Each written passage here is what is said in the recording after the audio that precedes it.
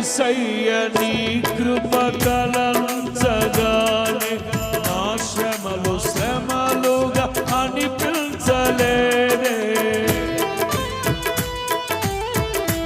అందరూ పాడాలి.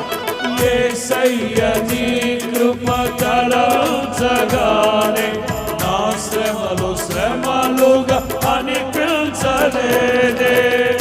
నీవు నాకిచ్చే మహిమ ఎదుట ఇవి ఎన్నదగినవి కావే. నీవు నాకిచ్చే మహిమ ఎదుట